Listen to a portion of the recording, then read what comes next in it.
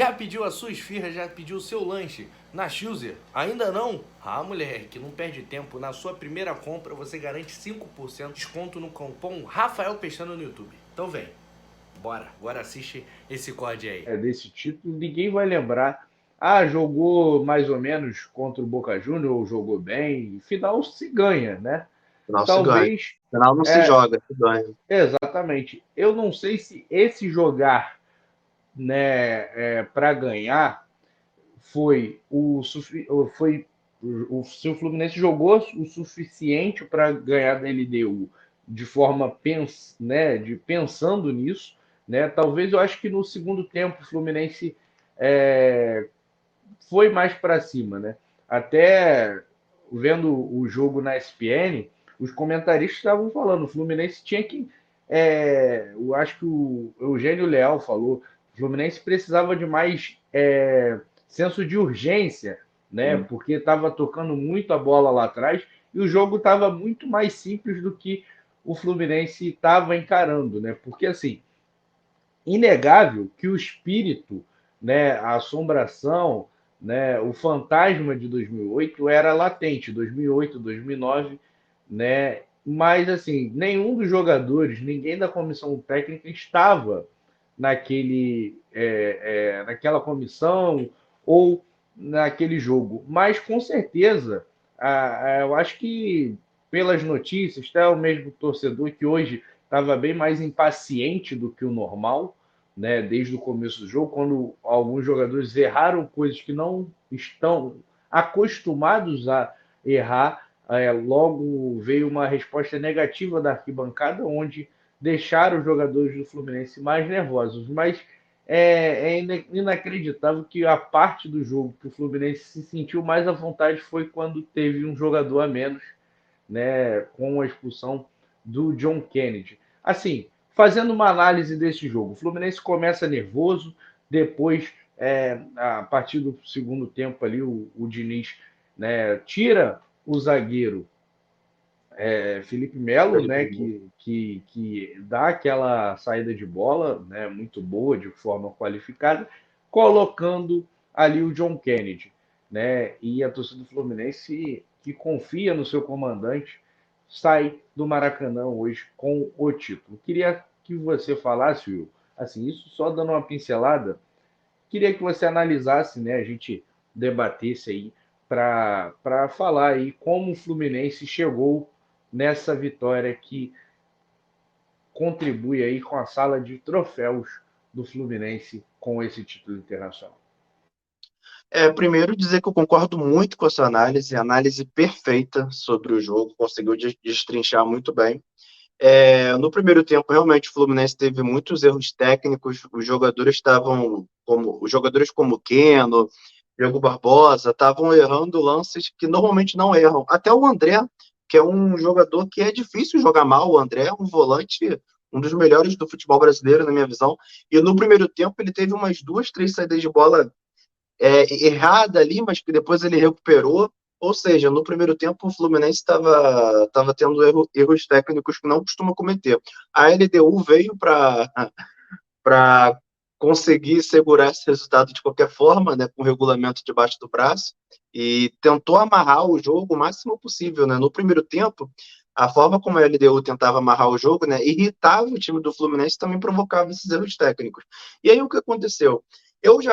Na minha visão, eu acho que o Fluminense já poderia ter começado com o John Kennedy e Cano desde o começo da partida, mas não foi a opção do Diniz. E aí, nessa formação do Diniz mais equilibrada no primeiro tempo, o Diniz viu que não seria o suficiente para quebrar essa retranca da LDU, pois a LDU estava muito fechadinha com todo mundo lá atrás, provocando os erros técnicos do Fluminense, e aí o Fluminense não teve entrada no primeiro tempo. No primeiro tempo, o Fluminense praticamente não teve grandes oportunidades de gol, com exceção de duas grandes chances no primeiro tempo, uma com o Martinelli e outra com o Cano. Impressionante os gols que eles perderam, mas fora isso, a LDU controlou bem ali o jogo.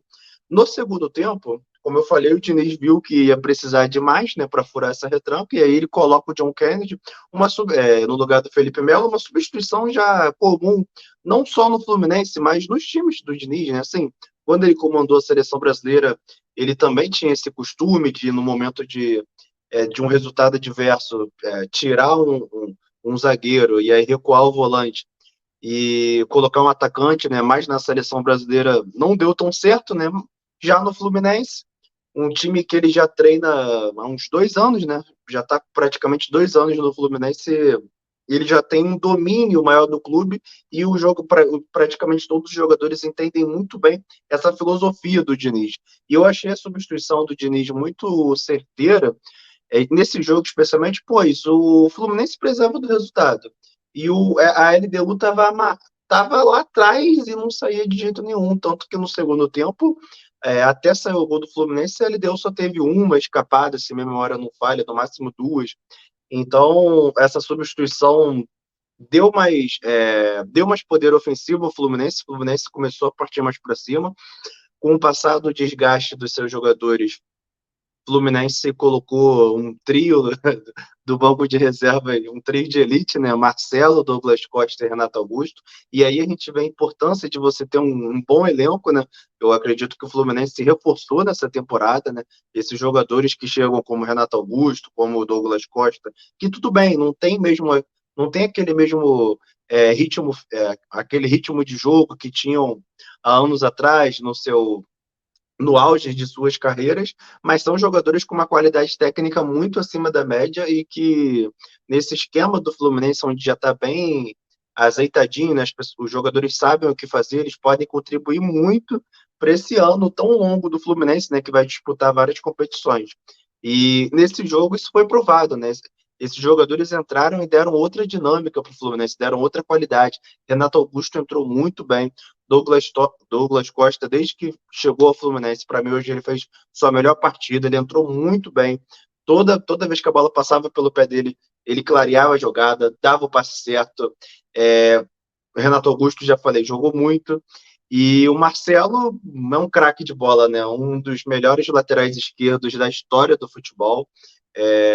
Um craque de bola e deu também outra qualidade para o Fluminense. E aí, nesse momento de pressão do Flusão, e o Fluminense consegue achar seu gol, um cruzamento lindo para o John Arias cabecear. Eu não lembro agora quem fez o cruzamento, se tu puder me ajudar, me bateu branco, mas o John Arias cabeceia muito bem, faz o primeiro gol, torcida do Fluminense vem abaixo. Samuel Xavier. Perfeito, irmão. Samuel Xavier, belo cruzamento do Samuel Xavier, um grande lateral, e isso deu muita força ao Fluminense, né? Pois já estava na reta final do jogo, esse gol deu aquele gás que o Fluminense precisava. Naquele momento a partida estava indo para a prorrogação, né? O Fluminense continuou pressionando e aí, numa bobeira do John Kennedy, o John Kennedy acabou sendo expulso, o Fluminense ficou com a menos. A expulsão, na minha visão, foi justa. Eu acho até que é um lance polêmico. Eu acho até que pode ter pessoas aqui na live que podem olhar, pô, mas ele nem estava vendo o cara. Eu acho que é um lance polêmico. Mas como o juiz apitou em campo, eu acredito que não era lance para VAR, porque divide opiniões, então tem que manter a decisão de campo. E eu acho, na minha visão, foi uma decisão acertada, pois o John Kennedy realmente pisa o jogador da LDU, uma expulsão muito boba, mas mesmo nesse momento do Fluminense com a menos, a torcida tricolor foi esse jogador que estava faltando, né? A torcida do Fluminense não parou de cantar em nenhum momento. Eu concordo quando você diz que no primeiro tempo teve momentos que a torcida perdeu a paciência, mas eu acho que muito também, pelo que você falou, né, desse trauma que o Fluminense tem em relação à LDU, né? Nas 2 vezes que chegou na final contra a LDU, o Fluminense não conseguiu reverter o resultado. Então, na medida que o tempo ia passando, a torcida do Fluminense ia ficando cada vez mais nervosa, mas não faltou apoio, e especialmente nesse momento que o Fluminense estava com 1 a menos, ganhando de 1-0, a torcida do Fluminense foi esse combustível que faltava para os jogadores. E aí, numa boa troca de passes, Renato Augusto ia receber a bola dentro da área e aí sofre um pênalti claro. Ou seja, Renato Augusto entrando muito bem realmente na partida, né? Não só ele. Vai John Kennedy, vai John Arias para a bola. Fluminense faz o segundo gol, 2 gols de John Arias. A LDU ainda tentou fazer alguma pressão, né? Tentou jogar a bola para a área, mas não era o suficiente, né? Não adianta você ficar 85, 90 minutos parado ali dentro da área e nos últimos 5 minutos finais querer jogar, né? No futebol não é assim, né? E o Fluminense foi premiado por querer jogar, por querer vencer, pela coragem do seu treinador, que tem todos os méritos, vem fazendo um grande trabalho. Eu entendo muito a quem tem críticas ao Diniz, eu também, todos nós.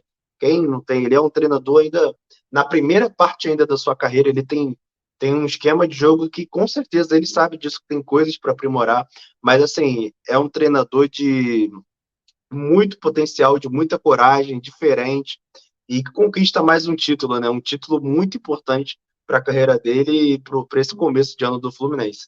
Fluminense campeão da Recopa, mais um título internacional muito merecido. Parabéns aí à torcida tricolor. Fala, irmão, o que você gostaria aí de acrescentar?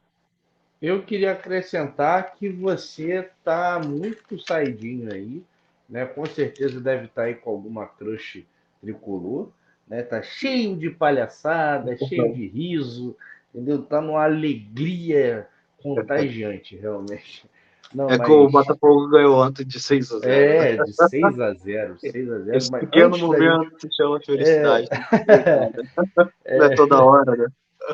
não, poxa, o Botafogo já é o campeão brasileiro de Da 2023. Libertadores, já é o campeão da Libertadores. Mas, E é o cara, fim do mas assim, dinizismo? É o fim do dinizismo com esse. cara, eu vou te falar, o Diniz tem mais sorte que juízo, na minha opinião. Aham. Desde, assim, se a gente for pensar, teve o jogo contra o Internacional, né? O jogo contra o Internacional, acho que é um jogo O que aconteceu, bem, irmão? bem marcante. O jogo contra o Internacional é um jogo bem marcante, onde o Ener Valencia perde pelo menos umas 4 a 5 chances Claro, inacreditáveis no jogo de volta. Porque no jogo verdade. da ida, o Fluminense, né, vê o Internacional crescer muito na partida. O Internacional amassou ali, pressionou, conseguiu Não. roubar bolas ali e era impressionante. Roubava a bola na pequena área do Fluminense e mesmo assim o Internacional não conseguiu passar. E aquilo, o Fluminense venceu aí em pouco tempo 2 títulos muito grandes, né? Porque assim, a Recopa, para você ganhar a Recopa, você tem que ganhar ou a Sul-Americana ou a Libertadores da América. Então, é um título internacional, né? Ano passado ali era um motivo até de chacota de rivais do Fluminense, né? Que citavam que o Fluminense não tinha um título internacional, agora já tem 2 títulos. Então, já vai até para uma assim, a gente vai cobrir aqui, né, Libertadores, os jogos da Libertadores. Eu acho que é importantíssimo para o Fluminense exorcizar esse, esse fantasma da LDU e também jogar com muito menos pressão, né, do ter que ganhar, a obsessão de todo momento. Lógico que o Fluminense quer ganhar a segunda Libertadores, né, como o Botafogo quer ser campeão, né, o Flamengo quer ganhar o teto, enfim, todo mundo quer ganhar, amigo. É. Entendeu? E assim, é uma competição que é muito cascuda, é muito difícil. E é aquilo.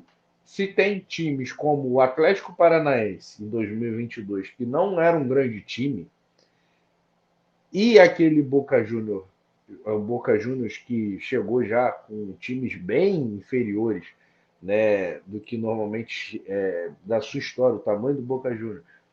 Por que não qualquer time pode sonhar aí, O Lanús né? contra o Grêmio, O 2017. Lanús, exatamente. Então, assim, é Uhum. uma competição cascuda que o Fluminense agora, na minha opinião, chega fisicamente, né, e com os seus jogadores não tão entrosados, porque o estilo do Diniz, né, os torcedores do Fluminense vão concordar comigo, né, se discordar também, tudo bem, e o estilo do Diniz demora tempo para ficar, mesmo que seja um estilo que o Fluminense já jogue assim, É. né?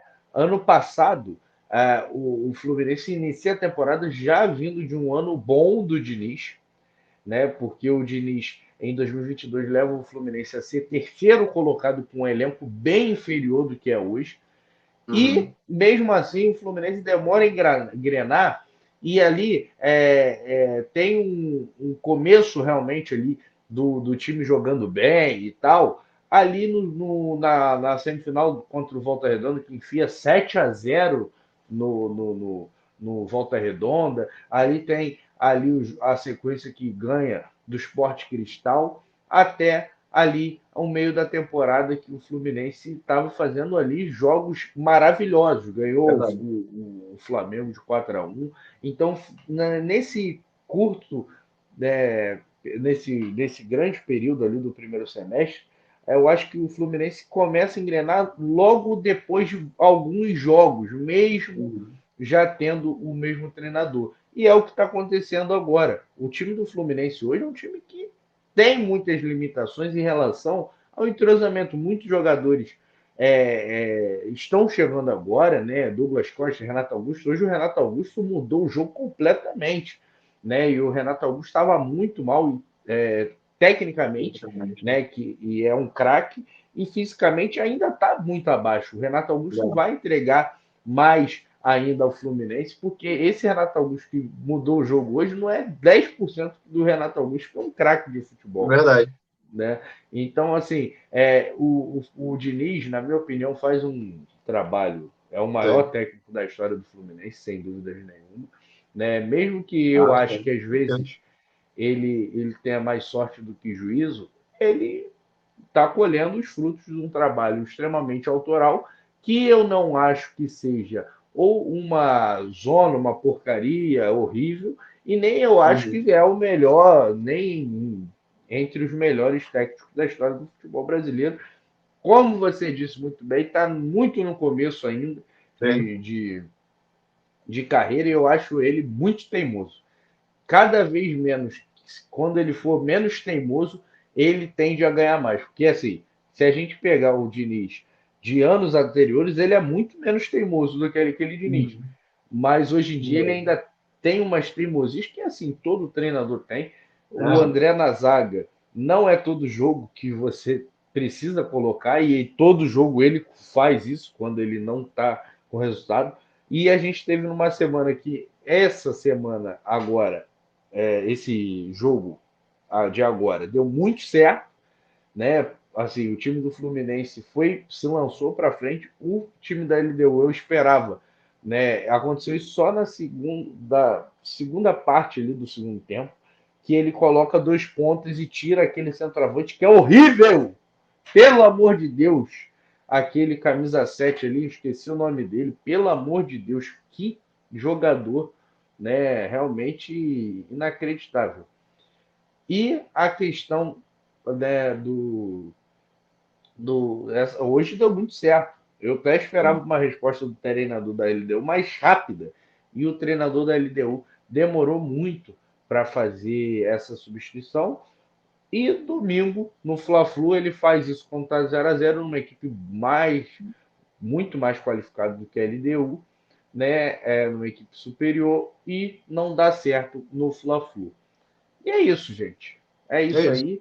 Se quiser, o Will, E com a fica à gente nas redes vontade. sociais. Se quiser completar alguma coisa aí do Não, Fluminense. perfeito.